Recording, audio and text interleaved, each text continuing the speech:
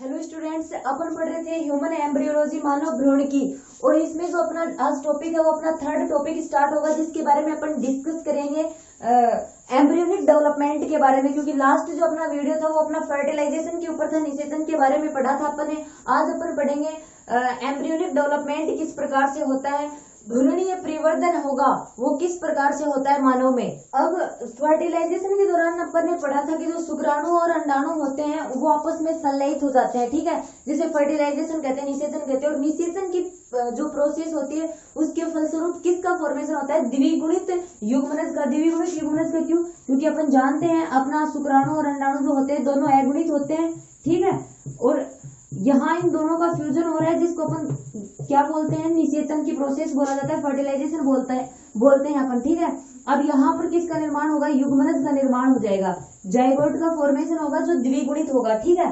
अब जो ये अपने पास जाइगोट है, युग्मनज है, इसके अंदर विभाजन होगा और विभाजन की जो प्रोसेस होती है उसी के द्वारा किसका फॉर्मेशन होता है, एम्ब्रियो का निर्माण होता है। ओके, अपना जो ये फर्टिलाइजेशन की प्रोसेस के दौरान निषेचन की प्रक्रिया के द्वारा जो युग्मनज बनता है, जो द्विगुणित युग्मनज बनता है, इसमें कोशिका विभाजन के फलस्वरूप किसका फॉर्मेशन होता है, भ्रूण का परिवर्तन होता है, जिसे भ्रूण का परिवर्तन होता है, जिसको अपन भ्रूणीय परिवर्तन बोलते हैं या फिर भ्रूणोद्भवन बोला जाता है। और ये जो प्रोसेस होती है इसमें कई क्रमिक विकास चलते हैं, तभी जो अपनी ये एक कोशिकीय प्रावस्था होती है, इस एक कोशिकीय प्रावस्था में विभाजनों के फलस्वरूप कई प्रक्रियाएं बीच में आती हैं और लास्ट में किसका विकास होता है, एक शिशु का विकास होता है, ठीक है। बीच में जो भी प्रावस्थाएं आएंगी वो सारी की सारी प्रावस्थाएं अपन किस में पढ़ेंगे, एम्ब्रियोनिक डेवलपमेंट में पढ़ेंगे, भ्रूणीय परिवर्धन में पढ़ेंगे। सबसे पहले अपन डिस्कस करेंगे विदलन के बारे में। और जो अपना मोरुलेशन होता है, मोरुलेशन को हिंदी में तुतक भवन बोलते हैं, ठीक है। तो क्लीवेज यानी कि विदलन, विदलन क्या होता है, अपना जो ये युग्मनज बन जाता है शुक्राणु और अंडाणु के संलयन के बाद में जो ये युग्मनज बनता है, इस युग्मनज के अंदर जो आरंभिक विभाजन होते हैं उन आरंभिक विभाजनों को क्या बोला जाता है, विदलन बोला जाता है। और अपने जो वो आरंभिक विभाजन हो गए उनको क्या, कौन से विभाजन होते हैं, वो समसूत्री विभाजन होते हैं, ठीक है। तो आपसे एक छोटा क्वेश्चन ये पूछ सकते हैं, क्लीवेज क्या होता है, विदलन क्या होता है, इसकी डेफिनेशन लिखिए। तो इसमें आपको सिर्फ इतना ही लिखना है कि निषेचन की प्रक्रिया के फलस्वरूप जो युग्मनज बनता है उस युग्मनज में होने वाले आरंभिक समसूत्री विभाजन जो होते हैं उनको अपन विदलन बोलते हैं, क्लीवेज बोलते हैं। विदलन जो होता है, क्लीवेज जो होता है, इसकी स्टार्टिंग कब से हो जाती है, इसकी स्टार्टिंग तभी से हो जाती है जब ये फर्टिलाइजेशन के दौरान जो जाइगोट का फॉर्मेशन होता है, ये जाइगोट अंडवाहिनी फ्लोपियन जो ट्यूब होती है उससे फिर गर्भाशय की ओर जाता है, यूट्रस की तरफ जब जाता है उसी टाइम क्लीवेज जो होता है वो स्टार्ट हो जाता है। जो जाइगोट होता है, इस जाइगोट में समसूत्री विभाजन होना स्टार्ट हो जाता है, और उस समसूत्री विभाजन को युग्मनज में फर्स्ट टाइम जब आरंभिक समसूत्री विभाजन होते हैं उनको अपन क्या बोलते हैं, विदलन बोलते हैं। जब सर्वप्रथम इसमें विभाजन होता है समसूत्री, तो दो सेल्स बनती हैं, फिर उन दो सेल्स में डिवाइडेशन होता है, फिर और सेल्स बनती है, मतलब इस प्रकार से डिवाइडेशन होता रहता है युग्मनज के अंदर, बारंबार समसूत्री विभाजन इसके अंदर होता रहता है, जिससे क्या होता है, जिससे ये जो युग्मनज होता है ना, इसके अंदर कोशिकाओं की संख्या में तो बढ़ोतरी होती है बट इसके आकार में कोई वृद्धि नहीं होती है, ठीक है। जैसे जैसे इसमें विभाजन होगा तो कोशिकाओं की संख्या में बढ़ोतरी होगी लेकिन इसके आकार में कोई वृद्धि नहीं होगी। और जब कोशिकाओं की संख्या लगभग 16 हो जाती है तब उस जो ठोस संरचना बनती है, क्योंकि इसमें विभाजन इस प्रकार से होता है और ये विभाजन होता रहता है। जब कोशिकाओं की संख्या 16 हो जाती है तो 16 कोशिका युक्त जो ये संरचना बनती है, इस 16 कोशिका युक्त ठोस संरचना को क्या बोला जाता है, मोरुला बोला जाता है, ठीक है। मोरुला या फिर हिंदी में इसको तुतक बोलते हैं। ये जो तुतक होता है, इसका मोरुला जो होता है, इसका फॉर्मेशन होता है तब तक जोना पेलेसुडा जो आवरण होता है ना, वो जोना पेलेसुडा आवरण यू का यू ही बना रहता है। और अब यहाँ पर अगर अपन बात करें मोरुलेशन क्या होता है, तुतक भवन क्या होता है, आपसे डायरेक्ट ऐसे क्वेश्चन पूछेंगे कि मोरुलेशन की परिभाषा लिखिए, तो मतलब जो मोरुला होता है, मोरुला बनने की प्रक्रिया क्या कहलाती है, मोरुलेशन कहलाती है। और मोरुलेशन बनने की जो ये प्रक्रिया होती है ये 3 दिन में कंप्लीट होती है। और ये जो बाहर ये जो मोरुला होता है, इसके बाहर में जो ये जोना पेलेसुडा जो ये आवरण पाया जाता है ना, ये जो अपना ये संरचना होती है मोरुला, इसको यूट्रस के अंदर बाहर किसी अन्य जगह पर रोपित होने से, उसका रोपण होने से बचाता है। अब अगर अपन बात करें, नेक्स्ट डेफिनेशन आती है कोरक भवन क्या होता है, ब्लास्टोसिस्ट किसे बोलते हैं अपन। तो मोरुला जो होता है, मोरुला में ब्लास्टोसिस्ट जो होती है उसके निर्माण की प्रक्रिया उसके निर्माण की प्रक्रिया क्या कहलाती है? उसके निर्माण की प्रक्रिया को अपन ब्लास्टोलेशन बोलते हैं, कोरक भवन बोलते हैं। मतलब अपनी जो मोरूला या फिर तूतक जो होती है, इसके अंदर ब्लास्टोसिस्ट या फिर कोरक पुटी का निर्माण होता है, और कोरक पुटी के निर्माण होने की प्रक्रिया को क्या बोला जाता है? कोरक भवन बोला जाता है। और जब यूट्रस के अंदर, जो गर्भाशय के अंदर जब ये अपना मोरूला होता है, ये एंटर कर जाता है, प्रवेश कर जाता है, तो इसके बाहर की जो कोशिकाएं होती है, ये बाहर की कोशिकाएं घनाकार चपटी कोशिकाओं की एक परत बना लेती हैं, जिसको क्या बोला जाता है? पोषकारक। उसको अपन क्या बोलते हैं? पोषकारक। पोषकारक को वैसे क्या बोला जाता है इंग्लिश में? ट्रोफोब्लास्ट। ट्रोफोब्लास्ट बोलते हैं इसको, ठीक है। पोषकारक को तो पूछ सकते हैं पोषकारक या फिर ट्रोफोब्लास्ट क्या होता है।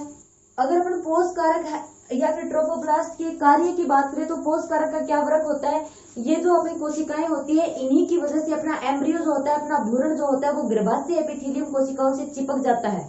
और अपने जो ये पोषकारक है, इस पोषकारक की वजह से जो अपने ब्लास्टोसिस्ट या कोरक पुटी की जो संरचना होती है, वो गर्भाशय एपिथेलियम से चिपक जाती है, और गर्भाशय एपिथेलियम से इस संरचना के चिपकने की जो प्रोसेस होती है, वो क्या कहलाती है? रोपण कहलाती है। रोपण या फिर इम्प्लांटेशन, ठीक है।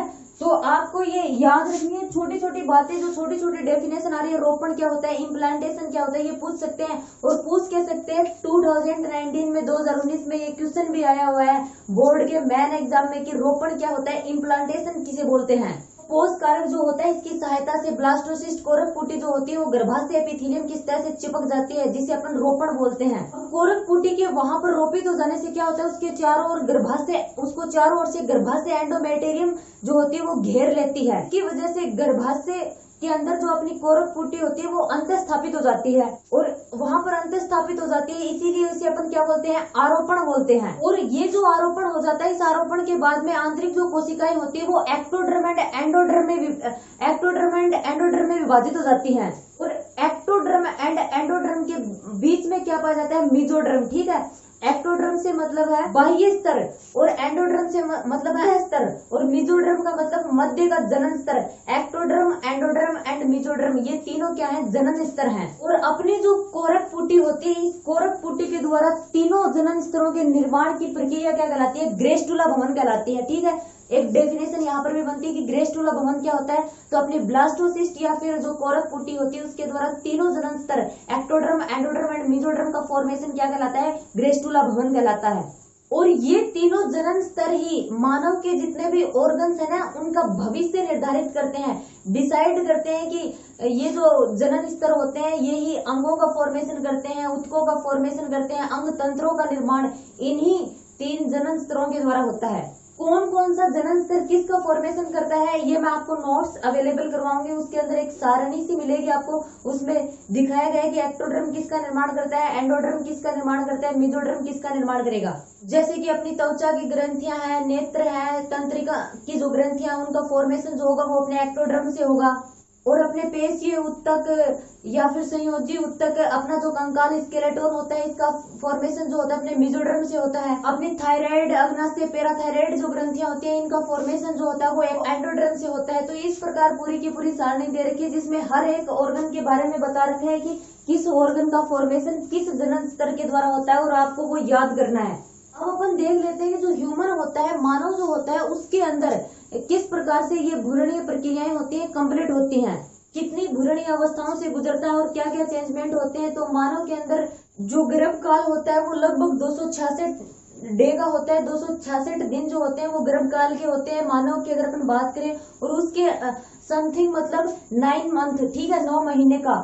अगर अपन बात करें गर्भ काल आखिर क्या होता है, तो अपने फर्टिलाइजेशन से लेकर प्रसव तक की, मतलब निषेचन से लेकर प्रसव तक की जो अवधि होती है उसको क्या बोला जाता है? गर्भ काल बोला जाता है। अब अपन देखेंगे कि मतलब जैसे फर्स्ट वीक जो होता है उसमें जो अपना ये निषेचन के फलस्वरूप जो जाइगोट बना है, जो ब्लास्टोसिस्ट, ग्रेस्टुला भवन के बाद में जो जनन स्तरों का निर्माण हो गया है इस जाइगोट के अंदर, क्योंकि अपन ने पढ़ा है जो अपना जाइगोट होता है उसके अंदर 3 जनन स्तरों का निर्माण हो गया है। अब धीरे धीरे अपन पढ़ेंगे कि फर्स्ट वीक में कौन से चेंज होते हैं, सेकंड वीक में क्या चेंज होता है उसके अंदर, और थर्ड वीक के अंदर क्या चेंजमेंट आते हैं। तो अगर प्रथम सप्ताह से अपन स्टार्ट करें, प्रथम सप्ताह में क्या कौन कौन सी प्रोसेस होती है, तो 24 से 30 घंटे के अंदर फर्टिलाइजेशन की प्रोसेस होती है और 48 आवर 48 घंटे के अंदर वो 2 कोशी की अवस्था में चेंज हो जाता है। फर्टिलाइजेशन के बाद में जाइगोट का फॉर्मेशन हुआ है, तो अब वो जो जाइगोट होगा उसमें 48 घंटे के बाद में वो 2 कोशी की अवस्थाओं में विभाजित हो जाएगा। तीसरे दिन उसमें किसका फॉर्मेशन होगा, मोरूला का निर्माण हो जाएगा।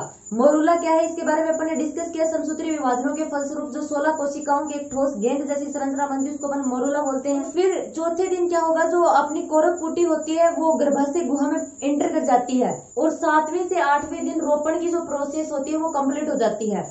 दूसरे सप्ताह की अगर बात करें अपन, दूसरे सप्ताह में क्या होता है, एम्ब्रियो जो होता है उसके बाहर भ्रूणीय झिल्लियों का निर्माण होना शुरू हो जाता है। और तीसरे से छठे सप्ताह के अंदर क्या होता है, जो अपना एम्ब्रियो होता है उसके अंदर जनन स्तर जो होते हैं एक्टोडर्म, एंडोडर्म एंड मेसोडर्म, उनका निर्माण होता है। और 20वें दिन क्या होता है, तंत्रिका भवन न्यूरुलेशन की प्रोसेस होती है, जो अपना तंत्रिका भवन होता है उसका निर्माण होना शुरू हो जाता है। और 28वें दिन क्या होता है, हृदय का धड़कना शुरू हो जाता है। ये छोटी छोटी बात है, आपसे क्वेश्चन में पूछ सकते हैं कि एम्ब्रियो जो होता है उसकी हार्ट बीट मतलब कब स्टार्ट होती है, तो 28वें दिन क्या होता है, उसका हृदय जो धड़कना स्टार्ट हो जाता है। और हृदय के धड़कने की जो गति होगी वो कितनी होगी, 113 बीट प्रति मिनट होगी। ठीक है, 113 बीट पर मिनट से वो क्या करेगा, धड़कना स्टार्ट कर देगा। जो मस्तिष्क होता है, ब्रेन जो होता है, उसका भी तीव्र विकास होने लगता है इस टाइम। और जो लंग्स, जो फेफड़े होते हैं, जो गुर्दे होते हैं, वो भी दिखाई देने लग जाते हैं। अपन छठे से लेकर अगर 8वें सप्ताह तक के बीच की अगर बात करें, उस टाइम में कौन कौन से चेंजमेंट आते हैं एम्ब्रियो के अंदर, तो बाहरी जो कान होते हैं, कान उभरने लग जाते हैं। यकृत के अंदर आरबीसी का निर्माण होना शुरू हो जाता है। और 7वां सप्ताह जो होता है उसमें अपनी एल्बो, कोहनी और उंगलियां जो होती है, फिंगर्स जो होती है, वो दिखाई देने लग जाती हैं। और अस्थि निर्माण की जो प्रक्रिया होती है ना, वो भी शुरू हो जाती है। बोन्स का निर्माण होना भी स्टार्ट हो जाता है। और 8वें सप्ताह के अंत तक जो एम्ब्रियो होता है, उस एम्ब्रियो की संरचना एक मानव जैसी दिखाई देने लग जाती है। इस टाइम पीरियड के अंदर क्या होता है, इसका हृदय जो होता है उसका विकास भी पूर्ण हो जाता है। 8वां जो सप्ताह होता है, इसके अंदर 80% जो एम्ब्रियो होते हैं, भ्रूण जो होते हैं, उनमें दाहिना हाथ जो होता है वो क्रियाशील होने लगता है, वो एक्टिविटी करने लग जाता है। इसी 8वें सप्ताह के अंदर एम्ब्रियो जो होता है, भ्रूण जो होता है, वो करवटें भी लेने लगता है, उसमें कुछ सक्रिय एक्टिविटी होना स्टार्ट हो जाती है। आंखों की जो पलकें होती हैं वो विकसित होना उसके अंदर स्टार्ट हो जाती हैं। और जो ये 8वां सप्ताह होता है, ये भ्रूणीय अवधि जो होती है उसकी समाप्ति का सप्ताह होता है। इस सप्ताह तक एक जो प्रौढ़ व्यक्ति के अंदर जितने भी ऑर्गन्स पाए जाते हैं, वो सारों के सारे लगभग 90% उन ऑर्गन्स का फॉर्मेशन उसके अंदर हो चुका होता है। अब अगर अपन बात करें 9वें से 12वें सप्ताह के अंदर क्या होता है, तो वो अपनी फिंगर जो होती है उनको पूरी तरह से मोमेंट उनका स्टार्ट हो जाता है। हाथ और पैर जो होते हैं वो दोनों गति करने लगते हैं। और जो पलकें होती हैं वो भी बंद होने लगती हैं। उनके सेक्सुअल ऑर्गन जो होते हैं वो भी डेवलप होने लगते हैं। लड़का और लड़की जो होती है उसके अंदर डिफरेंस हो पाता है। फिर 9वें से 10वें सप्ताह तक उसका वेट जो होता है वो लगभग 75% उसके भार में वृद्धि होती है। शिशु जो होते हैं वो उनके अंदर अंगूठा जो होता है उसको चूसने की प्रोसेस स्टार्ट हो जाती है। और 10वें से 11वें सप्ताह में उनके नाखून जो होते हैं वो भी पूर्ण रूप से विकसित हो जाते हैं। 11वें सप्ताह के अंत तक होठ और नाक जो होते हैं वो भी पूरी तरह से विकसित हो जाते हैं। अब अगर अपन आगे बात करें, यहाँ तक तो अपन ने बात की कि 12 सप्ताह तक उसमें क्या डिफरेंस आता है, तो अब वो लगभग कितना हो जाएगा, 3 से 4 महीने का हो जाएगा। तब उसमें क्या क्या चेंज होंगे, उसका जो माउथ होता है, मुंह जो होता है, उसमें स्वाद कलिकाएं जो होती है उनका विकास हो जाता है। नवजात शिशु जो होता है वो ग्रहण की गई जो ग्लूकोज होती है उसको आंत के द्वारा पचाता है। और मिकोनियम का स्राव होता है। मिकोनियम क्या होता है, छोटा क्वेश्चन पूछ सकते हैं। शिशु द्वारा जो स्रावित मल होता है, जो निष्कासित मल होता है, शिशु के द्वारा जो निष्कासित मल होता है उसको मिकोनियम बोला जाता है। दांत जो होते हैं उन दांतों का विकास भी होने लगता है।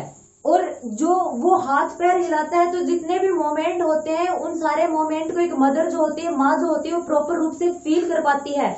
और जो जिस प्रोसेस को अपन क्या बोलते हैं, क्लिकिंग बोलते हैं। अगर अपन बात करें 4 से 6 महीने के अंदर उसमें कौन कौन से चेंज होते हैं, श्वसन नलिकाएं जो होती हैं, श्वसन नलिकाओं का निर्माण हो जाता है। और जो एम्ब्रियो जो होता है, जो शिशु जो होता है, वो पूर्ण रूप से श्वेत द्रव्य के द्वारा ढक जाता है, जिसे अपन क्या बोलते हैं, वर्निक्स बोलते हैं। शिशु जो होता है, शिशु के अंदर उसके आंतरिक करण जो होते हैं वो पूरी तरह से विकसित हो जाते हैं, जिस वजह से बाहर से कोई भी अगर उच्च ध्वनि होती है उसके प्रति, उस उच्च ध्वनि को सुनकर बच्चा जो होता है वो प्रतिक्रिया करने लग जाता है। और स्किन, और जो शिशु होता है उसकी स्किन होती है, उस स्किन पर विभिन्न प्रकार की ग्लैंड्स, ग्रंथियों का विकास होना शुरू हो जाता है। सर पर जो उसके बाल हैं उनका विकास होना शुरू हो जाएगा। फेफड़ों से उसकी सांस लेने की जो क्षमता होती है वो भी स्टार्ट हो जाती है। अगर अपन बात करें 6 महीने से लेकर फिर प्रसव तक का जो समय होता है, तब उसके अंदर क्या होता है, उसकी पलकें जो होती है वो झपकने लगती हैं। मस्तिष्क जो होता है वो अत्यधिक विकसित हो जाता है, उसके भार में बढ़ोतरी होती है। 7वां जो महीना होता है उसके दौरान जो शिशु होता है उसके अंदर अश्रु ग्रंथियां विकसित हो जाती है।